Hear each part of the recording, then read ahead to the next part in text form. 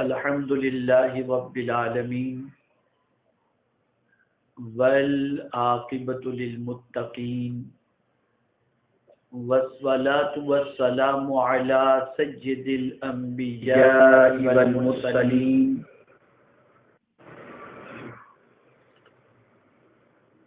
الحمد للہ رب العالمین والعاقبۃ للمتقین والصلاة والسلام على سيد الأنبياء والمرسلين وعلى آله وأصحابه الطيبين الطاهرين أما بعد فأعوذ بالله من الشيطان الرجيم بسم الله الرحمن الرحيم ومن أعرض عن ذكري فإن له معيشة ضنكا ونحشره يوم القيامة أعمى قال رب لم حشرتني أعمى وقد كنت بصيرا قال كذلك أتتك آياتنا فنسيتها وكذلك اليوم تنسى صدق الله العظيم. الصلاة والسلام عليك يا رسول الله الصلاة والسلام عليك يا حبيب الله الصلاة والسلام عليك يا نبي الله وعلى آلك وأصحابك يا نور الله صلى الله تعالى عليك وسلم. میرے پیارے آقا صلی اللہ تعالی علیہ وسلم کے پیارے دیوانوں، سنی دعوت اسلامی کے ہفتہ واری سنی اجتماع میں اللہ رب العزت جل جلالہ آپ کی ہماری سب کی آن لائن حاضری کو اپنی بارگاہ میں قبول فرمائے، اور جو کچھ بھی اللہ رب العزت جل جلالہ کے ارشادات اور آقا کریم صلی اللہ علیہ وسلم کے فرامین سننے اور سنانے کی سعادت نصیب ہو، اللہ تعالیٰ اس پر ہم سب کو عمل کی توفیق نصیب فرمائے. میرے پیارے آقا صلی اللہ تعالی علیہ وسلم کے پیارے دیوانوں، اگر اس وقت انگریزی کے ایک مقولے کے طور پر میں یہ کہوں کہ لک بیزی ڈو نتھنگ، آدمی مصروف تو بہت زیادہ نظر آتا ہے لیکن کچھ کر نہیں رہا. آج کی دنیا کا ہر انسان کسی نہ کسی اعتبار سے مصروف نظر آ رہا ہے، اور اگر ان ساری مصروفیات کا جائزہ لیا جائے کہ یہ مصروفیات کتنی مفید ہیں، کتنی کارآمد ہیں اور کتنی نفع بخش ہیں، تو میں یہ سمجھتا ہوں کہ اس مصروفیت کے اندر کوئی خاص نفع بخش چند منٹوں کے علاوہ زیادہ وقت نظر نہیں آئے گا. میرے پیارے آقا صلی اللہ تعالی علیہ وسلم کے پیارے دیوانوں، اگر کسی انسان سے کہا جائے کہ آپ کچھ سیکھ لیں، کچھ سمجھ لیں، کچھ پڑھ لیں، کچھ اپنے علم میں اضافہ کریں، تو آج کا انسان یہ کہتا ہوا نظر آئے گا مولانا ٹائم ہی کہاں ہے. بڑے افسوس کے ساتھ مجھے یہ کہنا پڑتا ہے کہ وہ لوگ جو واٹس ایپ کا استعمال کرتے ہیں یا فیس بک کا استعمال کرتے ہیں، وہ اگر اپنے کتنے گھنٹے ہفتے کے اندر واٹس ایپ کو دیتے ہیں، فیس بک کو دیتے ہیں، غیر ضروری کاموں کے لیے اگر ان گھنٹوں کا شمار کریں تو وہ گھنٹے اتنے ہوں گے کہ ان گھنٹوں کو اگر صحیح چیز کے اندر استعمال کیا جائے تو انسان کی دنیا بھی سنور سکتی ہے اور آخرت بھی سنور سکتی ہے. آج کا مسلمان غیر ضروری کاموں میں بے پناہ مصروف ہو گیا، اور انہی غیر ضروری کاموں کی مصروفیت کی بنیاد پر نہ علم کے اعتبار سے مسلمان کو کہیں بالادستی نصیب ہے، نہ معاشی اعتبار سے مسلمان کسی اعتبار سے اپنا نام کسی بڑے رئیس کے اندر درج کروا سکتا ہے، اور نہ سوشل ایکٹیویٹیز کے اندر مسلمان کا کوئی خاص نام نمایاں طور پر نظر آ رہا ہو، نہ ریسرچ کے اعتبار سے، نہ علم کے اعتبار سے، نہ عمل کے اعتبار سے، نہ اخلاق کے اعتبار سے، الا ماشاء اللہ۔ اللہ تعالی ہم سب کو صحیح سمجھ حاصل کرنے کی توفیق نصیب فرمائے۔ آپ جانتے ہیں کہ آج کی میری گفتگو کا موضوع ہے تنگ زندگانی کا سبب۔ اگر آپ دیکھیں تو دنیا کے ہر انسان کی زندگی تنگ نظر آ رہی ہے۔ ذہن تنگ ہو گیا، دل تنگ ہو گیا، معیشت تنگ ہو گئی، کاروبار تنگ ہو گیا، مکان تنگ ہو گئے۔ حد تو یہ ہے کہ انسان کی کوئی چیز ایسی نظر نہیں آ رہی جس میں کشادگی ہو اور جس میں خوشحالی ہو۔ کیا غریب اور کیا امیر، ہر ایک کی زندگی تنگ نظر آ رہی ہے۔ لیکن اگر تنگ زندگانی کے سبب کو ہم قرآن کی روشنی میں تلاش کرنے کی کوشش کریں تو قرآن مقدس اللہ کی وہ عظیم ترین کتاب ہے جو ہمیں تنگ زندگانی کے حوالے سے سبب بھی بتائے گا اور اس کا علاج بھی پیارے آقا صلی اللہ علیہ وسلم کے ارشادات سے ہمیں حاصل ہوگا۔ میرے پیارے آقا صلی اللہ تعالی علیہ وسلم کے پیارے دیوانوں، دنیا کے ہر انسان کی سوچ یہ بنتی جا رہی ہے زمین کے اوپر کے لیے کچھ کریں، زمین کے اوپر کی کچھ تیاری کریں، اور اسی تیاری کے اندر اسے آخرت کی تیاری، اسے قبر کی تیاری، اسے میدان محشر کی تیاری کا وقت نہیں ملتا۔ چنانچہ آپ دیکھیں کہ نہ دنیا میں وہ کامیاب ہو پا رہا ہے اور نہ قبر اور آخرت کے حوالے سے بظاہر کوئی کامیابی کے آثار نظر آتے ہوں۔ اللہ اگر اپنے فضل سے کرم فرما دے تو اس کا بے پناہ احسان ہوگا، اور ہم سب کو اسی کے فضل سے امید ہے کہ وہ اپنے فضل سے ہم سب پر کرم کی نظر فرمائے گا۔ آئیے تنگ زندگانی کے حوالے سے سمجھتے ہیں۔ قرآن مقدس کا اسلوب بڑا عظیم اسلوب ہے، قرآن مقدس کا انداز بڑا عظیم انداز ہے۔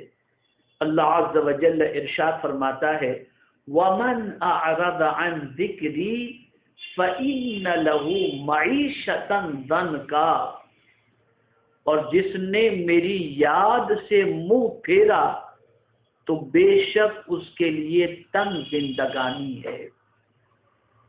جس نے بھی میری یاد سے منہ پھیرا،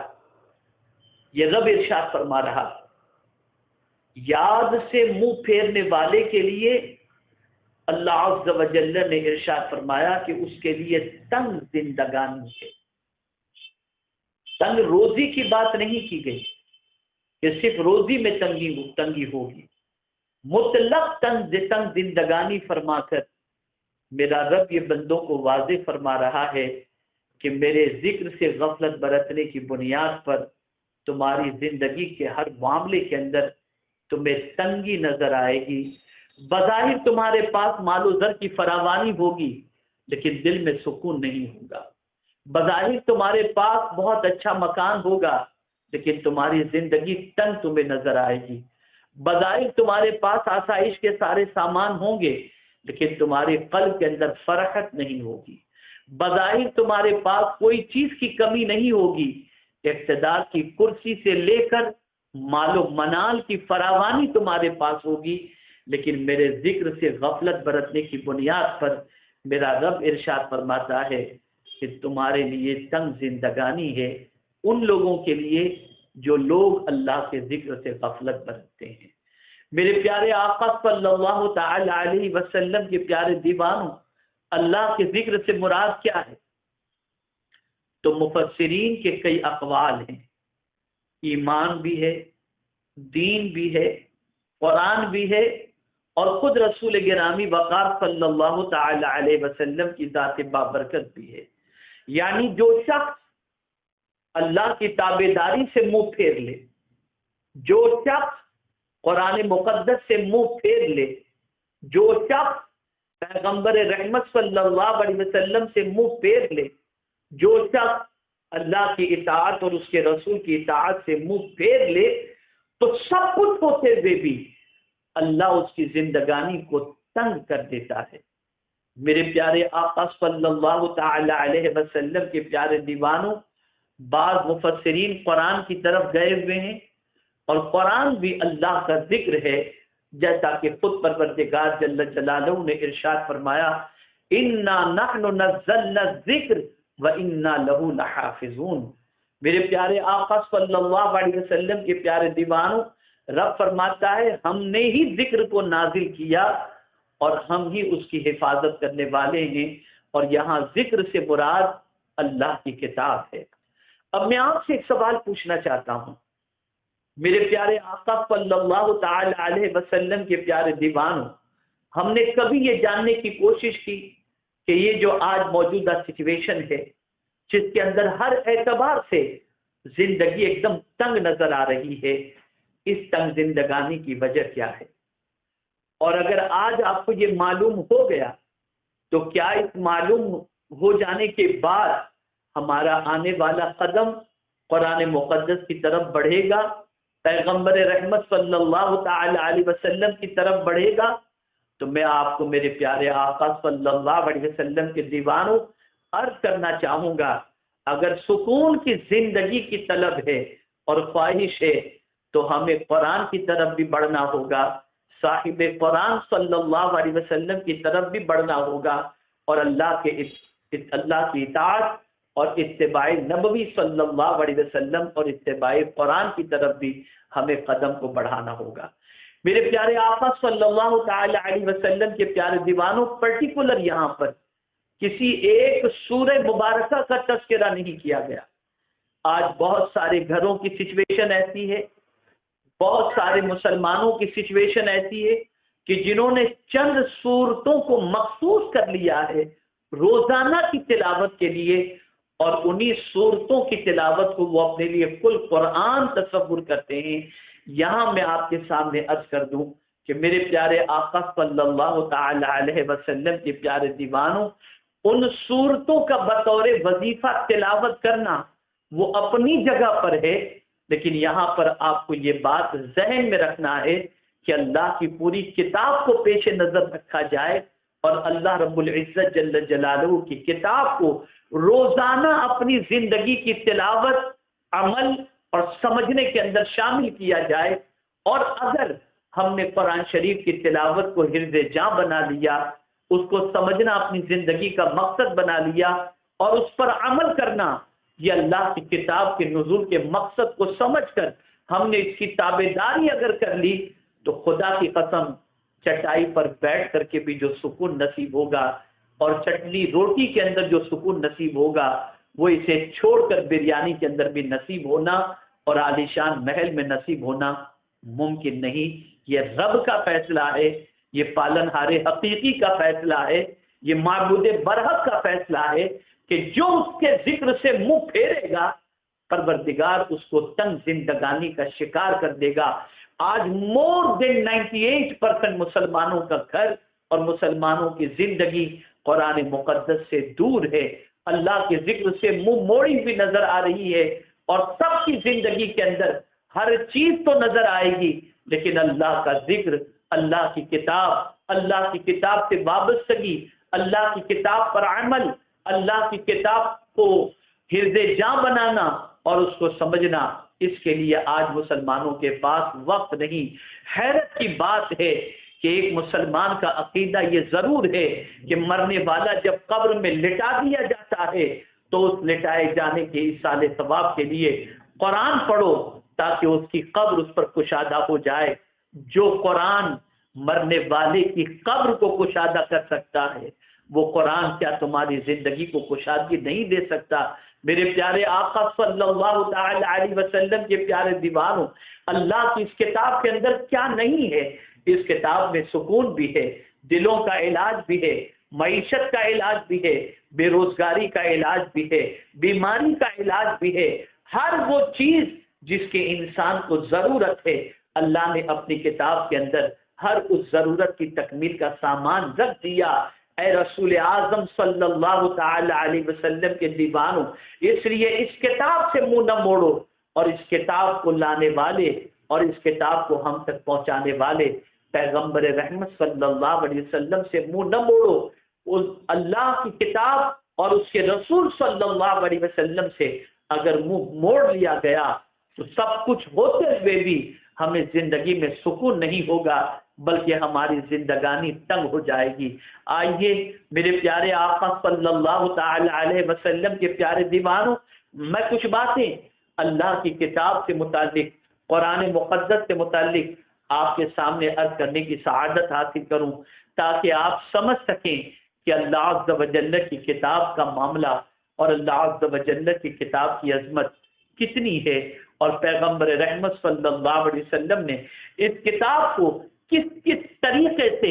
قریب کرنے کے لیے اس کتاب سے رسول اعظم صلی اللہ علیہ وسلم نے اس کی فضیلت بیان فرمائی۔ آئیے میرے پیارے آقا صلی اللہ علیہ وسلم کے پیارے دیوانوں، جس آیت کی تلاوت کا میں نے شرف حاصل کیا، یہ آیت کریمہ سورہ طٰہٰ کی ہے۔ اب سورہ طٰہٰ سے متعلق مشکوٰۃ شریف کے اندر اللہ کے رسول صلی اللہ علیہ وسلم کا کیا ارشاد ہے، اسے سماعت فرمائیں۔ سورہ طٰہٰ اور سورہ یاسین سے متعلق حضرت ابو ہریرہ رضی اللہ تعالی عنہ سے روایت ہے کہ تاجدار مدینہ صلی اللہ تعالی علیہ وسلم نے ارشاد فرمایا، اللہ عز و جل نے آسمان و زمین کو پیدا کرنے سے 1000 سال پہلے سورہ طٰہٰ اور سورہ یاسین پڑھی۔ جب فرشتوں نے قرآن سنا تو انہوں نے کہا اس امت کو بشارت ہو جس پر قرآن نازل ہوگا، اور ان سینوں کے لیے خیر و خوبی ہو جو اسے اپنے اندر محفوظ کریں گے، اور ان زبانوں کے لیے خوشخبری ہو جن سے قرآنی الفاظ ادا ہوں گے۔ سورہ طٰہٰ اور سورہ یاسین زمین و آسمان کی تخلیق سے 1000 سال پہلے رب نے اپنی شان کے مطابق پڑھی، اور جب فرشتوں نے قرآن کو سنا تو کتنی عظیم بات انہوں نے پڑھی۔ اللہ عز و جل کے پیارے حبیب صلی اللہ علیہ وسلم فرماتے کہ فرشتوں نے کیا خوب کہا، فرشتوں نے کہا اس امت کو بشارت ہو جس پر قرآن نازل ہوگا، اس امت پر بشارت ہو، امت کو بشارت ہو، اور ان سینوں کے لیے خوبی ہو، خوشخبری ہو، خیر و خوبی ہو جو اسے اپنے اندر محفوظ کریں گی۔ آپ اندازہ لگائیں وہ سینہ جس کے اندر اللہ کی کتاب محفوظ ہے، جس کے اندر اللہ کی کتاب موجود ہے، ان سینوں کے لیے خیر اور ان سینوں کے لیے خوبی کا تذکرہ فرشتے فرما رہے ہیں، اور ان زبانوں کے لیے فرشتے عظمت کی بات کر رہے ہیں جن زبانوں پر اللہ کی کتاب کی تلاوت جاری ہو۔ میرے پیارے آقا صلی اللہ تعالی علیہ وسلم کے پیارے دیوانوں، اس سے آپ سمجھ سکتے ہیں کہ قرآن مقدس کی عظمت اللہ عز و جل کے فرشتوں کے نزدیک اور پیغمبر رحمت صلی اللہ علیہ وسلم کے نزدیک کیا ہے۔ آج کی سچویشن یہ ہے، بڑی معذرت کے ساتھ میں عرض کروں گا، مسلمان یہ سوچتا ہے کہ میرے بچے کو قرآن پڑھنا آئے یا نہ آئے، اسے دنیاوی سارے علوم آ جائیں، وہ سب سیکھ لے، قرآن سیکھے یا نہ سیکھے۔ اور کچھ قرآن سیکھتے ہوئے لوگوں کا حال دنیا میں لوگوں نے اتنا کم کر دیا ہے کہ قرآن سکھانے والوں کی قدر، ان کی عظمت،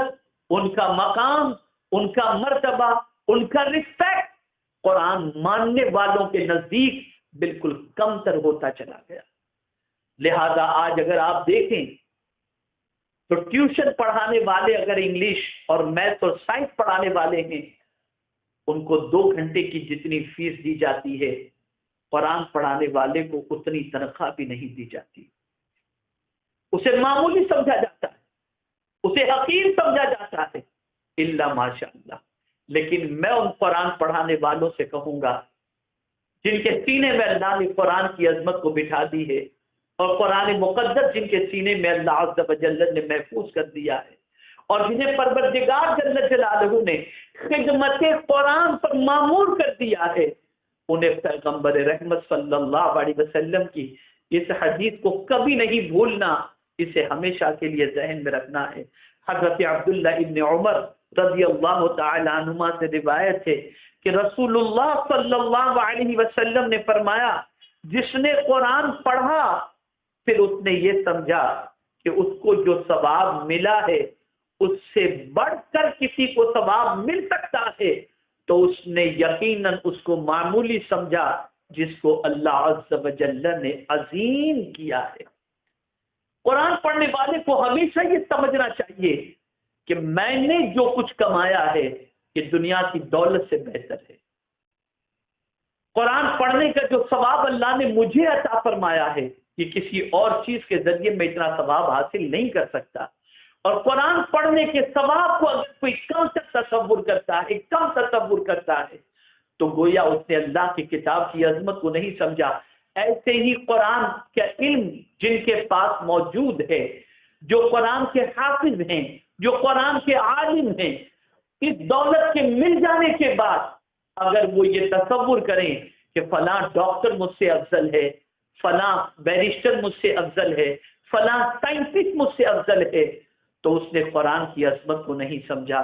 میرے پیارے آقا صلی اللہ تعالی علیہ وسلم کے پیارے دیوانوں، جسے اللہ عز و جل نے قرآن سکھانے کی دولت عطا فرما دی، قرآن پڑھانے کی دولت عطا فرما دی، دنیا کا عام بیرسٹر جو قرآن سے ناواقف ہے وہ اس کے قدموں کی خاک تک بھی نہیں پہنچ سکتا، اس لیے کہ پیغمبر رحمت صلی اللہ علیہ وسلم نے فرمایا، خیرکم من تعلم القرآن وعلمہ، تم میں بہتر وہ ہے جو قرآن سیکھے اور قرآن سکھائے۔ میرے پیارے آقا صلی اللہ تعالی علیہ وسلم کے پیارے دیوانوں، اس بات کو اچھی طریقے سے ذہن میں رکھیں، اللہ کے رسول صلی اللہ تعالی علیہ وسلم قرآن پڑھنا بھی پسند فرماتے تھے، قرآن سکھانا بھی پسند فرماتے تھے، اور قرآن سننا بھی پسند فرماتے تھے۔ اور کوئی قرآن پڑھنے والا اچھی آواز میں قرآن پڑھتا تو میرے آقا صلی اللہ علیہ وسلم بہت خوش ہوتے اور اس قرآن پڑھنے والے سے قرآن کو سنا کرتے۔ میں بتاؤں گا آپ کو کہ قرآن اچھا پڑھنے والا کون ہے پیغمبر رحمت صلی اللہ علیہ وسلم کے نزدیک اور اللہ عز و جل کے پیارے حبیب صلی اللہ علیہ وسلم کے صحابہ کے نزدیک، تاکہ آج فن کا مظاہرہ جو ہو رہا ہے وہ اپنی جگہ پر ہے، اسے دیکھ کر کے آدمی سمجھتا ہے یہ بہت بڑے قاری ہیں، ان کا پڑھنا اچھا، ان کی تلاوت اچھی، ان کی تلاوت سے قلب کے اندر قرآن کی عظمت بیٹھ جائے، یہ بھی اچھا ہے۔ لیکن پیغمبر رحمت صلی اللہ علیہ وسلم نے سب سے اچھا قاری کسے فرمایا، یہ بھی میں آپ کے سامنے پیش کرنے کی سعادت حاصل کروں۔ لیکن آپ دیکھیں، صرف مردوں کو ہی نہیں، خواتین کو بھی قرآن پڑھنے کا اور قرآن سننے کا کتنا شوق تھا۔ اللہ اکبر۔ مروی ہے کہ سرکار صلی اللہ علیہ وسلم ایک شب حضرت عائشہ صدیقہ رضی اللہ تعالی عنہا کا انتظار فرما رہے تھے۔ ام المؤمنین حضرت عائشہ صدیقہ رضی اللہ تعالی عنہا اپنے والد کے یہاں گئی تھی، سرکار صلی اللہ علیہ وسلم ان کا انتظار کر رہے تھے۔ ام المؤمنین حضرت عائشہ صدیقہ رضی اللہ تعالی عنہا کو آنے میں تاخیر ہوئی۔ حضور صلی اللہ علیہ وسلم نے دریافت کیا کیسے تاخیر ہوئی، تو انہوں نے عرض کیا، یا رسول اللہ صلی اللہ علیہ وسلم، میں قرأت سن رہی تھی، میں نے اس سے اچھی آواز نہیں سنی۔ یعنی کوئی قرآن پڑھنے والا قرآن پڑھ رہا تھا، ام المؤمنین حضرت عائشہ صدیقہ رضی اللہ تعالی عنہ کے کانوں تک ان کے قرآن کی تلاوت کی آواز پہنچی، تو ام المؤمنین حضرت عائشہ صدیقہ رضی اللہ تعالی عنہ قرآن سننے کے لیے اس طرح سے رک گئی کہ سرکار صلی اللہ علیہ وسلم کی بارگاہ میں حاضر ہونے میں تاخیر ہوئی۔ تاجدار کائنات صلی اللہ علیہ وسلم اٹھ کر تشریف لے گئے اور اس شخص سے بہت دیر تک سنتے رہے۔ یعنی ام المؤمنین نے نشاندہی فرمائی کہ کہاں کون تلاوت کر رہا تھا، تو سرکار صلی اللہ علیہ وسلم اٹھے اور ان کے تعریف کرنے پر قرآن سننے کے لیے حضور صلی اللہ علیہ وسلم تشریف لے گئے۔ تو اللہ اکبر، تاجدار کائنات صلی اللہ تعالی علیہ وسلم اس شخص سے بہت دیر تک سنتے رہے،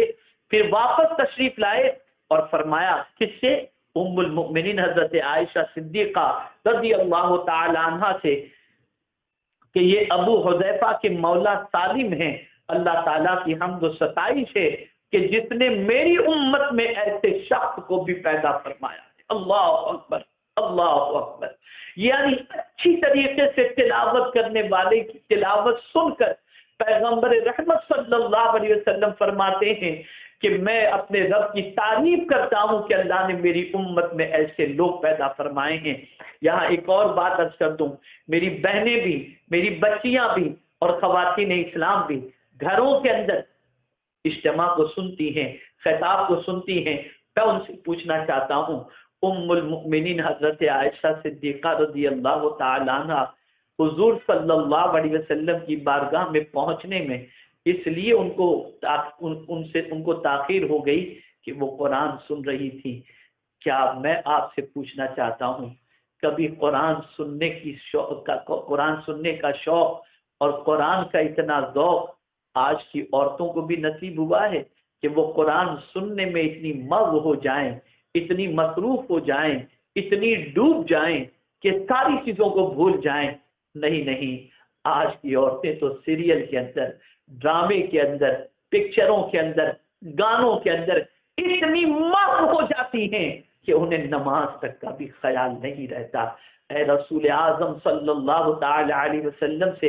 محبت کا دعویٰ کرنے والوں اور والیوں، ذرا ان چیزوں کو سمجھو۔ تنگ زندگانی کی شکایت کر رہے ہو نا، تنگ زندگانی کی وجہ سب سے بڑی یہ ہے کہ قرآن سے تعلق ٹوٹ گیا۔ قرآن سنو،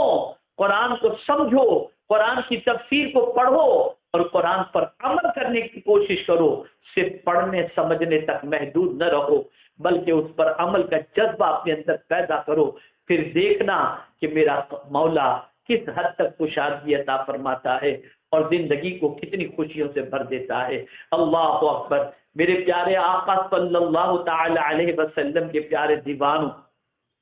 اسی طریقے سے آقا کریم صلی اللہ تعالی علیہ وسلم نے قرآن مقدس کا انعام بھی بتایا۔ پیغمبر رحمت صلی اللہ تعالی علیہ وسلم نے کتنا عظیم انعام رکھا ہے۔ اللہ اکبر۔ حضرت ابو ہریرہ رضی اللہ تعالیٰ عنہ سے روایت ہے کہ تاجدار کائنات صلی اللہ علیہ وسلم نے فرمایا، قرآن کی تلاوت کرنے والا قیامت کے دن آئے گا، قرآن اس سے کہے گا، قرآن کہے گا، کیا کہے گا؟ اے پروردگار، اللہ سے قرآن کہے گا، اے پروردگار اسے آراستہ فرما، اسے آراستہ فرما۔ قرآن کی تلاوت کرنے والے سے متعلق قرآن اللہ سے کہے گا، اے قرآن، اے اللہ اسے آراستہ فرما دے، چنانچہ اسے عزت و شرف کا تاج پہنایا جائے گا۔ پھر وہ کہے گا، یعنی قرآن کہے گا، اے پروردگار اور نواز سے، اور نواز سے۔ اس کے بعد اسے عزت و شرف کا جوڑا پہنایا جائے گا۔ پھر قرآن کہے گا، اے رب اس سے راضی ہو جا، اللہ تعالیٰ اس سے راضی ہو جائے گا۔ پھر قرآن مقدس کی تلاوت کرنے والے سے کہا جائے گا، تم قرآن پڑھتے جاؤ اور بلندی پہ چڑھتے جاؤ، یہاں تک کہ وہ ہر آیت کے ساتھ ایک درجہ بڑھتا چلا جائے گا۔ اے رسول اعظم صلی اللہ علیہ وسلم کے دیوانوں، جس کتاب کی شان یہ ہے کہ ہمیں قیامت کے دن عزت کا جوڑا عطا کرے، عزت و کرامت کا تاج رب سے دلوا دے، رب کو ہم سے راضی کروا دے، کیا وہ کتاب دنیا کے اندر ہمیں عزت و سربلندی نہیں عطا کر سکتی؟ کیا وہ کتاب ہمیں اپنی خوشحالی کی زندگی نہیں عطا کر سکتی؟ کیا وہ کتاب ہمیں اللہ عز و جل کی نعمتوں سے مالا مال نہیں کر سکتی؟ خدا کے لیے قرآن سے اعراض چھوڑ دو، اس سے منہ موڑنا چھوڑ دو، اس کو اپنی زندگی کا وظیفہ بنا لو۔ میرے پیارے آقا صلی اللہ تعالی علیہ وسلم کے پیارے دیوانوں، اللہ اکبر۔ میرے پیارے آقا صلی اللہ تعالی علیہ وسلم کے پیارے دیوانوں، رسول گرامی وقار صلی اللہ تعالی علیہ وسلم نے قرآن مقدس کے بارے میں کیا فرمایا؟ مسند بزاز کی یہ روایت ہے، اسے ذہن کے اندر محفوظ کر لیں۔ اللہ اکبر. بزاز کی روایت ہے کہ قرآن پڑھنے والا جب انتقال کر جاتا ہے اور اس کے اہل خانہ تجہیز و تکوین میں مصروف ہوتے ہیں، اس وقت یعنی ابھی اسے دفن نہیں کیا گیا، قرآن پڑھنے والے کی روح ابھی قبض ہو چکی ہے، ابھی اسے کفن پہنایا جا رہا ہے، غسل دیا جا رہا ہے، اس وقت قرآن حسین و جمیل شکل میں آتا ہے اور اس قرآن پڑھنے والے کے سر کے پاس اس وقت تک کھڑا رہتا ہے جب تک وہ کفن میں لپیٹ نہ دیا جائے. پھر جب وہ کفن میں لپیٹ دیا جاتا ہے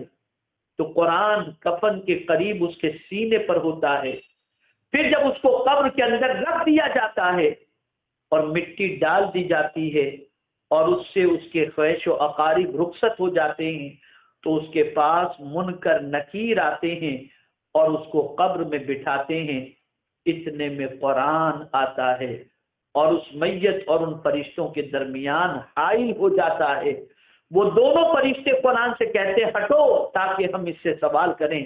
تو قرآن کہتا ہے رب کعبہ کی قسم یہ نہیں ہو سکتا، بلا شبہ یہ میرا ساتھی ہے اور دوست ہے اور اس کی حمایت و حفاظت سے کسی حال میں باز نہیں آ سکتا. اگر تمہیں کسی اور چیز کا حکم دیا گیا ہے تو تم اس حکم کی تعمیل کے لیے جاؤ اور میری جگہ چھوڑ دو،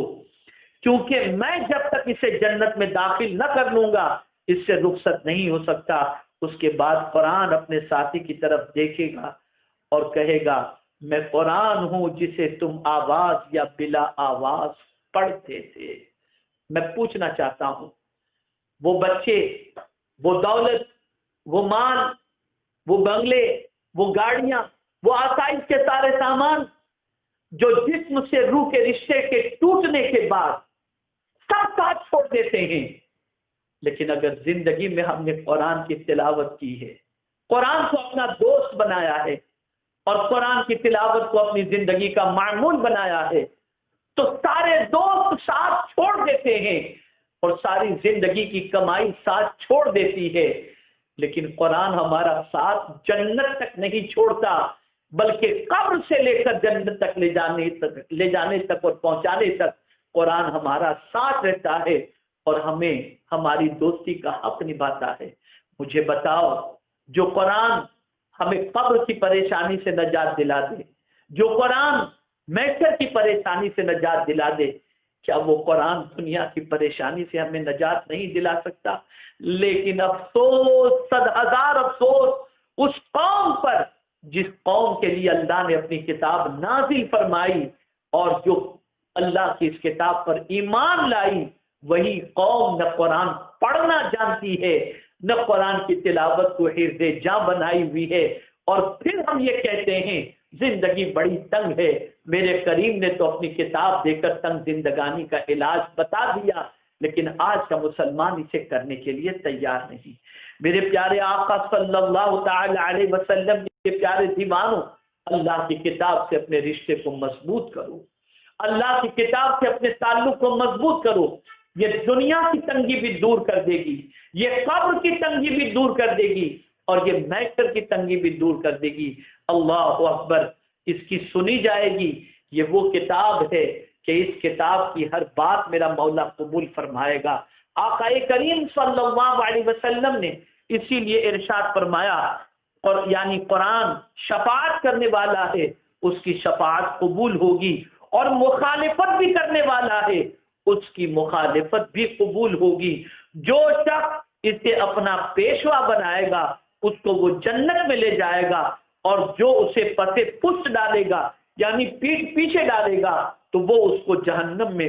پہنچا دے گا. یعنی اگر قرآن مقدس کو کوئی اپنے پیٹ پیچھے رکھ دے، قرآن سے تعلق کو توڑ دے، قرآن سے اپنا رشتہ کمزور کر دے، قرآن مقدس کی تلاوت چھوڑ دے، قرآن پر عمل کرنا چھوڑ دے اور قرآن پر عمل ضروری نہ سمجھے اور قرآن کی تلاوت کو ضروری نہ سمجھے، تو یہ قرآن اس کے چھوڑنے والے کو جہنم تک پہنچا دے گا. اور اگر کوئی شخص قرآن سے اپنے تعلق کو مضبوط کرتا ہے تو یہ قرآن اسے جنت تک پہنچا دے گا۔ اللہ کی بارگاہ میں قرآن کی سفارش بھی قبول ہوگی اور اللہ کی بارگاہ میں قرآن کی مخالفت بھی قبول ہوگی۔ اسی لیے آقا کریم صلی اللہ علیہ وسلم نے ارشاد فرمایا وہ گھر قبرستان ہے جس گھر میں قرآن کی تلاوت نہیں ہوتی۔ میرے پیارے آقا صلی اللہ تعالی علیہ وسلم کے پیارے دیوانوں، اس لیے قرآن مقدس کی تلاوت کیا کرو، قرآن مقدس کو بہترین آواز میں پڑھو۔ قرآن مقدس کھڑے رہ کر کے پڑھنا یہ بیٹھ کر پڑھنے سے افضل ہے، بیٹھ کر کے پڑھنا حافظ قرآن کے لیے لیٹ کر کے پڑھنے سے افضل ہے۔ میرے پیارے آقا صلی اللہ علیہ وسلم کے پیارے دیوانوں، دیکھ کر کے پڑھنا زبانی پڑھنے سے افضل ہے، اور نماز کی حالت میں پڑھنا یہ عام بیٹھ کر کے پڑھنے سے افضل ہے۔ اس کی عظمت کو سینے میں بٹھاؤ، اس کی تلاوت کو اپنے لیے حرز جاں بنا لو، اس کی تلاوت اپنی عادت بنا لو، اور اس کی تلاوت سے روح گردانی نہ کرو۔ میرے پیارے آقا صلی اللہ تعالی علیہ وسلم کے پیارے دیوانوں، حضرت فضالہ ابن عبید رضی اللہ تعالی عنہ سے روایت ہے کہ رسول اللہ صلی اللہ تعالی علیہ وسلم نے ارشاد فرمایا جو شخص یعنی اللہ تعالیٰ اس شخص کے لیے جو قرآن کی اچھی آواز میں تلاوت کرتا ہے تو اس تلاوت کرنے والے کی تلاوت پر میرے مولا کی شان کیا ہوتی ہے؟ تو رسول اعظم صلی اللہ علیہ وسلم نے فرمایا اللہ تعالیٰ اچھی آواز سے قرآن پڑھنے والے سے جس توجہ اور التفات سے سنے گا، یعنی جب کوئی اچھی آواز سے قرآن شریف پڑھتا ہے تو اس کی تلاوت کو میرا مولا اس توجہ کے ساتھ سنتا ہے کہ رسول اعظم صلی اللہ تعالی علیہ وسلم کے پیارے دیوانوں، رسول اعظم صلی اللہ علیہ وسلم نے فرمایا کوئی گانے والی کا مالک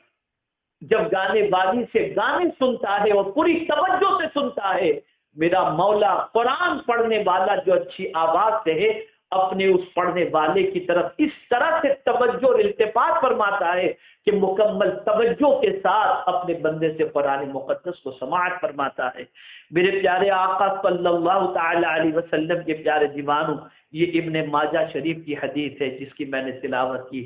اب سنیے، میں نے جیسا کہ آپ کے سامنے عرض کیا تھا اچھی آواز کا معیار کیا ہے، اچھی آواز کا معیار کیا ہے۔ اب اسے سننے کے بعد ہر وہ قاری جس کی آواز اچھی ہے، جس کے اندر درد و سوز بھی موجود ہے، جس کی سانس بھی لمبی ہے، جو بہت اچھے فن کے ساتھ اور اچھے لب و لہجے کے اندر قرآن کی تلاوت کرتا ہے، آج میں آپ کو بتا دوں اسے اپنے لب و لہجے کے ساتھ کیا چیز اپنی تلاوت کے اندر شامل کرنی ہے۔ اگر وہ چیز اس کے اندر شامل ہو گئی تو پیغمبر رحمت صلی اللہ علیہ وسلم کے ارشاد کی روشنی میں یہ اچھی آواز کا معیار اللہ عز و جل کو پسند ہے۔ حضرت جابر رضی اللہ تعالی عنہ سے روایت ہے کہ رسول اللہ صلی اللہ تعالی علیہ وسلم نے ارشاد فرمایا بلا شبہ لوگوں میں سب سے اچھی آواز سے قرآن پڑھنے والا وہ شخص ہے جس سے تم جب پڑھتے سنو تو تم یہ خیال کرو کہ وہ اللہ سے ڈر رہا ہے۔ یعنی قاری قرآن جب قرآن کی تلاوت کر رہا ہو اس وقت اس کی تلاوت سے یہ محسوس ہو کہ یہ قاری اللہ سے ڈر رہا ہے۔ اگر اس سے خشیت ظاہر ہو رہی ہو، اس کی تلاوت سے اللہ کا ڈر چھلک رہا ہو،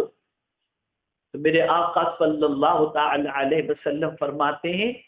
یہ اچھی آواز والا قاری ہے۔ میرے پیارے آقا صلی اللہ تعالی علیہ وسلم کے پیارے دیوانوں، چنانچہ حضرت ابن طاؤس رضی اللہ تعالی عنہ اپنے والد گرامی سے روایت کرتے ہیں کہ حضور صلی اللہ علیہ وسلم سے پوچھا گیا سب سے اچھی آواز سے قرآن پڑھنے والا کون ہے؟ تو رسول اعظم صلی اللہ علیہ وسلم نے فرمایا وہ شخص کہ جب اس سے قرآن سنو تو خیال ہو کہ وہ اللہ عز و جل سے ڈرتا ہے۔ اللہ اکبر. میرے پیارے آقا صلی اللہ تعالی علیہ وسلم کے پیارے دیوانوں، یاد رکھیں قرآن کی تلاوت کرتے وقت، اللہ عز و جل کے کلام کی تلاوت کرتے وقت اچھی آواز کے ساتھ ساتھ اگر خشیت ربانی دل کے اندر موجود ہے تو پیغمبر رحمت صلی اللہ علیہ وسلم کے ارشاد کی روشنی میں یہ اچھی آواز میں تلاوت کرنے والا ہے. اور میرے پیارے آقا صلی اللہ تعالی علیہ وسلم کے پیارے دیوانوں، امام غزالی علیہ الرحمٰن نے احیاء العلوم میں یہ حدیث روایت کی ہے، یعنی کسی سے بھی اتنا عمدہ قرآن نہیں سنا جا سکتا جتنا اس شخص سے جو اللہ سے ڈرتا ہو. یعنی اگر آپ قرآن اس شخص سے سنیں جو اللہ سے سب سے زیادہ ڈرتا ہے تو اس شخص سے قرآن سننے میں جو آپ کی کیفیت ہوگی وہ عام طور پر دوسرے انداز میں پڑھنے والوں سے وہ کیفیت یا اس طرح سے قرآن کا اثر آپ کے دل پر مرتب نہیں ہوگا. تو میرے پیارے آقا صلی اللہ تعالی علیہ وسلم کے پیارے دیوانوں، پیغمبر رحمت صلی اللہ تعالی علیہ وسلم نے قرآن مقدس کے حوالے سے یہ ارشاد فرمایا کہ اللہ اکبر، قرآن مقدس کو حفظ جاں بنا لو. اور رب ارشاد فرماتا ہے کہ وَمَنْ أَعْرَضَ عَنْ ذِكْرِي فَإِنَّ لَهُ مَعِيشَةً ضَنْكًا، جو اللہ کے ذکر سے منہ موڑے اس کی زندگانی تنگ کر دی جائے گی. اب آئیے میرے پیارے آقا صلی اللہ تعالی علیہ وسلم کے پیارے دیوانوں، میں جملہ پیرنٹس سے، جملہ ماں باپ سے بخاری شریف کی حدیث کے ایک ٹکڑے کی روشنی میں سوال کرنا چاہوں کہ اللہ کے رسول صلی اللہ علیہ وسلم نے ارشاد فرمایا کلکم راعٍ وکلکم مسئول عن رعیتہ، یعنی تم میں کا ہر شخص ذمہ دار ہے اور جن کی ذمہ داری ان کے سر ہے ان کے بارے میں ان سے سوال ہوگا. آپ ذرا سوچو، ہم اگر باپ ہیں تو ہماری اولاد کے بارے میں ہم سے سوال ہوگا، ہم شوہر ہیں بیوی کے بارے میں ہم سے سوال ہوگا، ہمارے ماتحت کے بارے میں اللہ عز و جل قیامت میں ہم سے سوال پوچھے گا. اب میں آپ سے پوچھنا چاہتا ہوں اے رسول اعظم صلی اللہ تعالی علیہ وسلم کے دیوانوں، کیا ہم سے قرآن مقدس کے بارے میں کل بروز قیامت مولا نے پوچھ لیا کہ تم نے اپنی اولاد کو قرآن پڑھایا، قرآن پڑھنا سکھایا یا نہیں سکھایا؟ اس جواب کی تیاری ہمارے پاس کیا ہے؟ ہم اپنی اولاد کے پیچھے، ان کے قرآن کے درست کرنے کے پیچھے، ان کو قرآن مقدس پڑھانے کے پیچھے ہم نے کیا محنت کی؟ اور اگر نہیں کی تو قیامت میں جب ہم سے پوچھا جائے گا تو ہم اس کا جواب کیا دیں گے؟ آج مور دین 90% مسلمان صحیح طور پر قرآن شریف پڑھنا نہیں جانتے اور نہ انہیں تلاوت صحیح طور پر کرنا آتی ہے. اور بہت سارے مسلمانوں کی سچویشن ایسی ہے کہ قرآن مقدس کو اپنے گھروں میں کھولتے نہیں، پڑھتے نہیں، اس کی تلاوت نہیں کرتے، اس سے روگردانی کیے ہوئے ہیں. اے رسول اعظم صلی اللہ تعالی علیہ وسلم کے دیوانوں، اس لیے ضرورت اس امر کی ہے کہ اگر تنگ زندگانی سے نجات چاہتے ہو تو آج سے قرآن شریف کی تلاوت کو اپنی زندگی میں لازم کر لو. اب آئیے، جہاں زندگانی ان کی تنگ کر دی جائے گی وہیں پر مفسرین یہاں تک فرماتے ہیں کہ قبر بھی تنگ کر دی جائے گی، اور قبر کی تنگی کا معاملہ یہ ہوگا کہ دائیں جانب کی پسلیاں بائیں جانب اور بائیں جانب کی پسلیاں دائیں جانب ہو جائیں گی. لیکن اگر کوئی شخص قرآن شریف کی تلاوت کا عادی ہے تو یہ قرآن قبر میں دل بہلائے گا اور اس قرآن مقدس کے پڑھنے والے کی قبر کو اللہ عز و جل کشادہ فرما دے گا، اور جس کے سینے میں اللہ نے قرآن مقدس کو محفوظ کر دیا ہے اس مومن کے سینے کو، اس کے وجود کو قبر کی مٹی بھی نہیں کھائے گی. اے رسول اعظم صلی اللہ تعالی علیہ وسلم کے دیوانوں، جہاں پروردگار جل جلالہ تنگ زندگانی فرما دے گا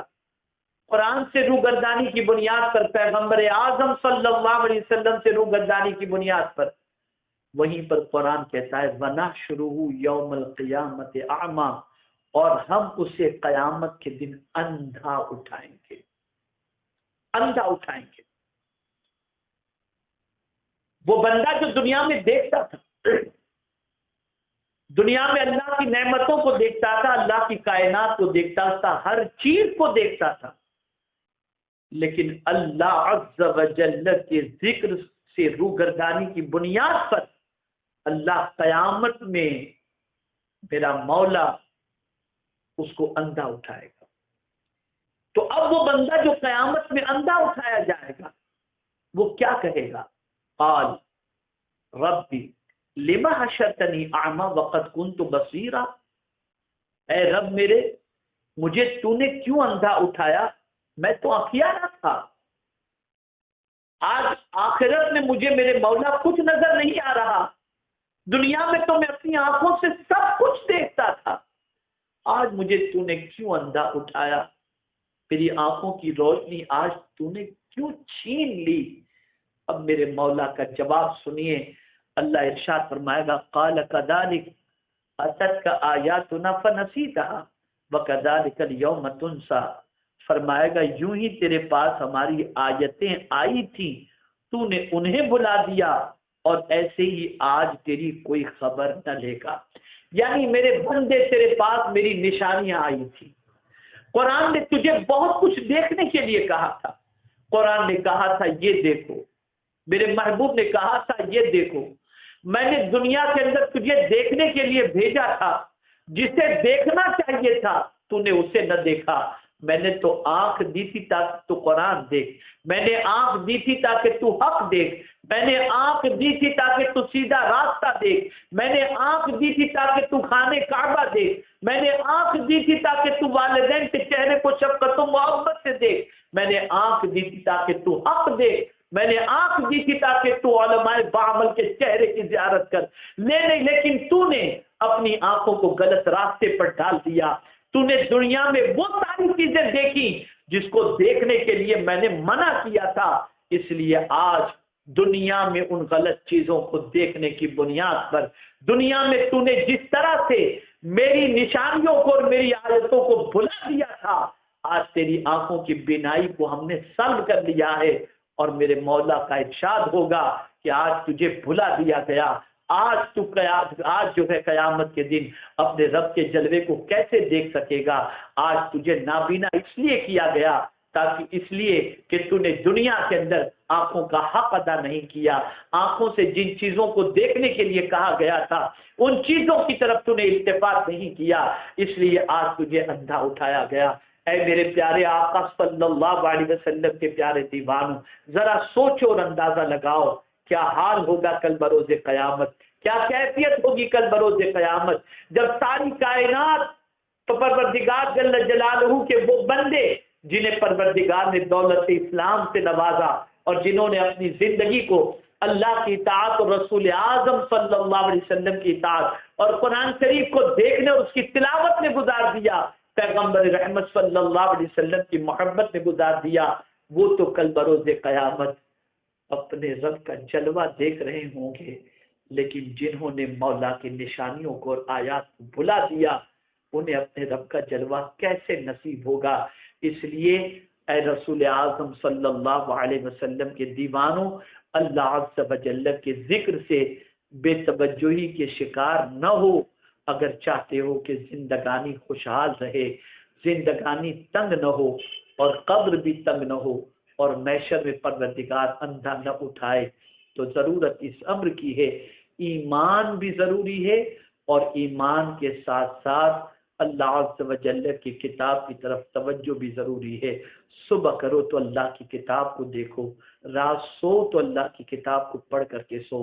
یہ نہیں کہ 2 3 4 صورتیں یا 5 صورتیں ہم نے اپنے لیے زندگی میں لازم کر لی اور پورے قرآن کو یوں ہی طاقے نسیاں بنا دیا۔ نہیں، قرآن شریف پڑھو، اس کے ترجمے کو پڑھو، ٹھنڈے دماغ سے پڑھو، وقت نکال کر پڑھو، اس کی عظمتوں کو سینے میں بٹھاؤ، کچھ یاد بھی کرو، دل میں محفوظ بھی رکھو، انشاءاللہ پھر آپ دیکھیں گے کہ میرا مولا تنگ زندگانی کو کیسے دور کر دیتا ہے۔ اور یہ بھی یاد رکھیں، قرآن صرف پڑھنے اور سمجھنے کے لیے نازل نہیں کیا گیا بلکہ عمل کرنے کے لیے نازل کیا گیا۔ اس کو جب پڑھو تو جو آیتیں پڑھو اس کو عملی جامہ پہنانے کی کوشش کرو. جب اس پر عمل ہوگا تو پھر آپ دیکھیں گے کہ اللہ زندگی کو کتنی رونقوں سے بھر دے گا اور کتنی بہاریں اور کتنا سکون عطا فرمائے گا. اور اسی طریقے سے قبر بھی پروردگار جل جلالہ کس حد تک کشادہ فرمائے گا، اور میدان محشر میں بھی اللہ تعالی ہمیں کس طرح سے رسوائی سے بچا لے گا اور قرآن کی شفاعت ہمارے حق میں قبول فرمائے گا. اللہ رب العزت جل جلالہ آقا کریم رؤوف الرحیم علیہ التحیۃ والتسلیم کے صدقہ و طفیل ہم سب کو اللہ کے ذکر یعنی قرآن مقدس یعنی مصطفیٰ جان رحمت صلی اللہ علیہ وسلم کی طرف توجہ اور ان کی طرف اپنے چہرے کو رکھنے کی توفیق نصیب فرمائے، اور ہمیں اس سے پیٹھ پھیرنے یا اعراض کرنے یا عدم توجہ سے بچنے کی توفیق نصیب فرمائے. ہماری زندگی کی صبح ہو قرآن شریف کے سائے میں، شام ہو قرآن شریف کے سائے میں، زندگی گزرے قرآن کی تلاوت میں، اور اللہ قرآن مقدس کی تلاوت میں اس طرح سے گما دے کہ میری یہ دعا بارگاہ سمدیت میں میرا مولا قبول فرمائے. اللہم ارزقنا تلاوت القرآن آناء اللیل و آناء النہار واجعلہ لی حجتا یا رب العالمین وما علینا الا البلاغ المبین. السلام علیکم ورحمۃ اللہ تعالی وبرکاتہ.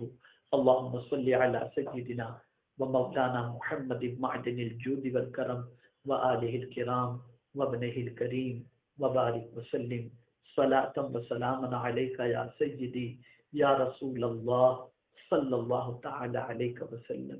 یا ارحم الراحمین یا ارحم الراحمین یا ارحم الراحمین. ہم تسلیم کرتے ہیں کہ قرآن مقدس سے منہ موڑنے کی وجہ سے،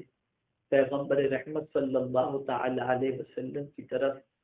صحیح معنوں میں متوجہ نہ ہونے کی وجہ سے اور اتباع قرآن نہ ہونے کی وجہ سے آج ہماری زندگی ہمارے لیے تنگ ہو گئی. اے اللہ، تو نے ہمیں تنگ زندگانی کا علاج عطا فرما دیا. رزق کی تنگی کا علاج ہو، دل کی تنگی کا علاج ہو، قبر کی تنگی کا معاملہ ہو، ہر ایک کے علاج کے طور پر تو نے قرآن اور صاحب قرآن کو ہمارے سامنے پیش کیا. اے میرے مولا، ہمیں اس علاج سے استفادے کی توفیق نصیب فرما. ہمیں قاری قرآن بنا، ہمیں عاشق رسول بنا، اور اتباع قرآن و اتباع رسول صلی اللہ علیہ وسلم میں زندگی گزارنے کی توفیق نصیب فرما. اللہم نور قلوبنا بالقرآن وزین اعمالنا بالقرآن واشرح صدورنا بالقرآن ونور قبورنا بالقرآن وارزقنا شفاعت القرآن وارزقنا شفاعت خیر الانام علیہ الصلاۃ والسلام. اللہم ارزقنا تلاوت القرآن آناء اللیل و آناء النہار واجعلہ لی حجتا یا رب العالمین. اللہم انکا تعلم صدقی وعلانیتی فاقبل معذرتی وتعلم حاجتی واعتنی سوالی وتعلم ما فی نفسی فاغفر لی ذنوبی. اللہم انی اسألک ایمانا یباشر قلبی ویقینا صادقا حتی اعلم انه لا یصیبنی الا ما كتبت لي ورضا منك بما قسمت لي. انت وليي في الدنيا والاخره توفني مسلما والحقني بالصالحين. اللهم اشف امراضنا وامراض اولادنا وامراض المسلمين يا شافي الامراض. اللهم اقض حاجاتنا وحاجات اولادنا وحاجات المسلمين يا قاضي الحاجات. اللهم اكفنا بحلالك عن حرامك واغننا بفضلك عن من سواك. اللهم ربنا افرغ علينا صبرا وثبت اقدامنا وانصرنا على القوم الكافرين. اللهم انصر الاسلام والمسلمين في كل مكان. اللهم رب اغفر وارحم وانت الاعز الاكرم. اللهم ارزقنا رزقا حلالا طيبا واسعا مباركا فانك خير الرازقين. اللهم ثبت قلبي على دينك. اللهم ثبت قلبي على دينك. اللهم ثبت قلبي على دينك. اللهم إنا نسألك رضاك والجنة ونعوذ بك من سخطك والنار. يا عزيز يا غفار يا رب العالمين يا رب العالمين. اللهم إنا نسألك إيمانا كاملا ويقينا صادقا وقلبا خاشعا ولسانا ذاكرا وتوبة نصوحا وتوبة قبل الموت وراحة عند الموت ورحمة ومغفرة بعد الموت والعفو عند الحساب والعفو عند الحساب والعفو عند الحساب. اللهم ارزقنا الجنة بغير حساب. اللهم ارزقنا الجنة بغير حساب. اللهم ارزقنا شفاعة القرآن وشفاعة خير الأنام عليه الصلاة والسلام. إلهي بعز الحسن وأخيه وأمه وأبيه وجده صلى الله عليه وسلم وبنيه فرج عنا ما نحن فيه. وصلى الله تعالى على خير خلقه ونور عرشه سيدنا ومولانا محمد وآله وصحبه أجمعين برحمتك يا أرحم